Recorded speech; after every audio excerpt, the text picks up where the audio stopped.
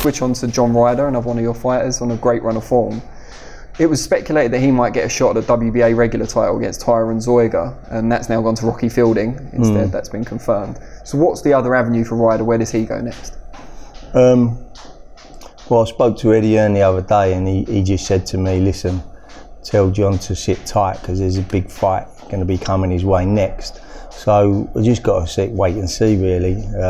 He was in the running for the Zeuge fight, but listen, Rocky Fielding deserves his shot at the title. He's been around long enough, you know what I mean, and he's beat plenty of good kids, so he deserves his shot. So hopefully Rocky can win that fight, you know, and then John gets matched up with Rocky again, because in their first fight, I believe that John won that fight. It was, don't get me wrong, it wasn't a good fight. It was a scrappy fight, their style sort of clash, but John hurt him badly in the 10th round, and really he should have really put more pressure on in the 11th. But you know, I believe that John nicked that fight. But listen, good luck to Rocky in his world title fight. I hope he comes through it. What's been the key to Ryder's improvement in his last few fights? Not just the last two that have really caught the eye, but even in the Fielding fight, there seemed to be a real difference in his form. Just moving up a weight.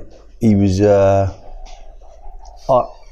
a trainer, I should have really moved him up the year before. Like when he got beat by Blackwell, he was obviously struggling at the weight. And no fighter tells you how bad they struggle. Like all fighters struggle to do weight, all of them.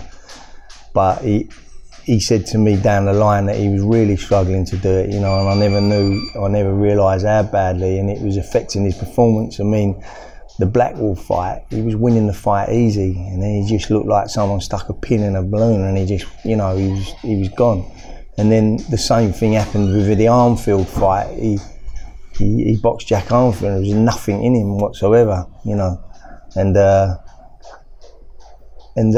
you know, we made the decision to move up a weight, and I was a little bit dubious because of his height. He's a very short fighter because of his height, but since he's moved up a weight, he's flourishing, and now you're thinking, should have moved him up before that. But listen, he's moved up, he feels great at that weight, so middleweight, he can make the weight comfortable.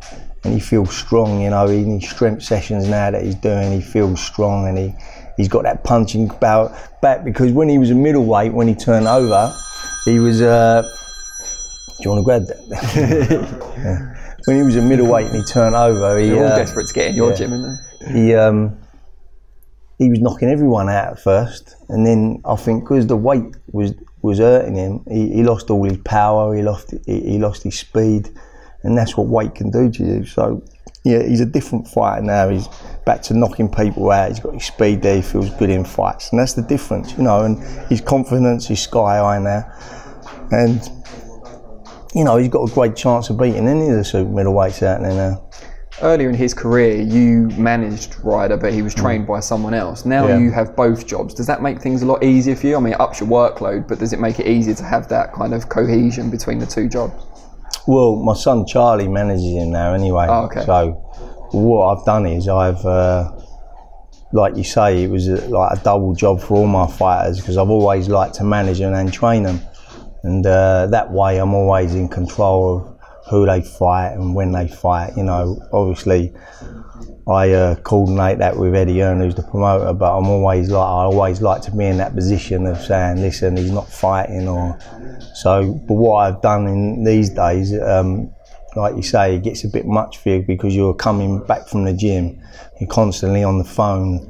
You know, I don't do that anymore, because I've passed that job on to my son, and he does it, and he does it very well, and that takes that burden off of me.